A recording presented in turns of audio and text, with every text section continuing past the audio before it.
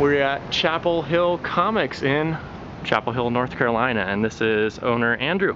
Hey, how's it going? Great, how are you? I'm doing well. You mind showing us your store? Yeah, let's look at the store. Great. This is the open sign. It's by Adam Muse, cartoonist who did Sad Animals, which is the second best-selling comic we've ever carried after the Obama Spider-Man issue. It's pretty great. The guy's in Cary. It's just down the street. It's Little Sad Animals. It's exactly what it sounds like. It's probably the most self-explanatory thing in here.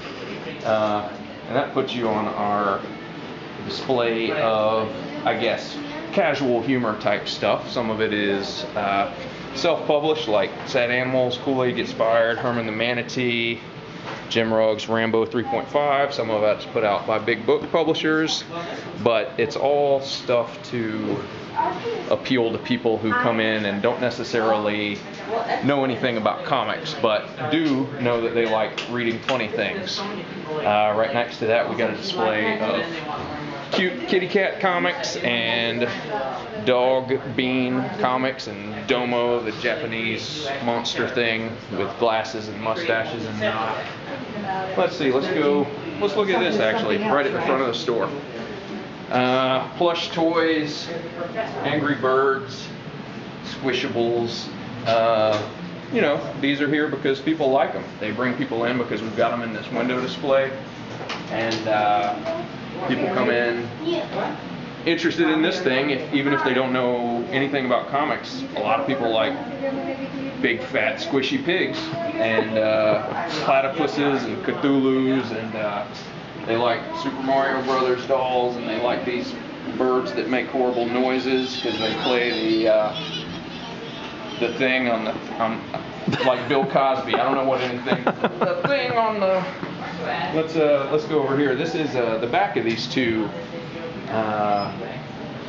displays at the front of the store. Right now we got steampunk stuff on one. There's a big market for that genre right now, and it's not the kind of thing that people tend to come in the store saying, hey, where's all your steampunk stuff? But we discovered by putting out a display of it that we could sell it pretty well. We're even carrying stuff for the display that we don't normally stock, like a few steampunk themed novels, just because if we get a display of it, it might move, and it has. That stuff has worked out. Then we got a bunch of craft type stuff, drawing books for kids, like classic Ed Emberley drawing books from the 70s that I grew up with, paper toys, amigurumi, which is, I think, Japanese for cute knitting things. I'm not exactly sure. More paper toys. We don't have a huge craft section. We rotate through probably 20 different books. We don't always have them all, but we move them around the store, and again, it's a good thing for casual customers who don't necessarily know the deal. Here is a box that I was working with that I need to get out of the way so I don't have an embarrassing box out on display. This is all new stuff or things we've gotten in recently or things that sell really well because they're being displayed prominently. Some of it's new, some of it's not that new. Everything gets a shot at this table basically if it's not comic shaped. Here, and I need to fix up these spaces, but I'm talking right now. This is our comic book wall. It's got new stuff and stuff that's maybe been out a couple months in some cases. We differentiate it by having new this week tags. We don't split them off and do a separate alphabet, but this is where most of the superhero stuff in the store sells. We do pretty well with that. 10-10 spinner. We sell a ton of 10-10 and Asterix and the occasional Lucky Luke. These are used graphic novels. It's all one alphabet by title, all categories, because we don't have that many used graphic novels that we need to split it up. Here's a Kids Comic Spinner, one of those Hey Kids Comics things. I spent about 5 years looking for one of those and found one finally on Craigslist. Over here we've got manga split into a few different categories. Video game comics, horror stuff, and superheroes split into recent and then classic material. What do we got here? More fuzzy stuff, little plush diseases.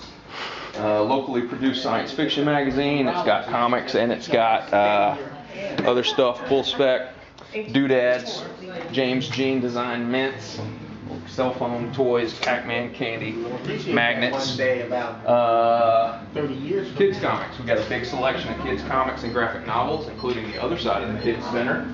Got fuzzy things in here too. Our best-selling non-comic items this year have been these Yo Gabba Gabba dolls. Oh, there's the other side of 10-cent spinner, ugly doll display.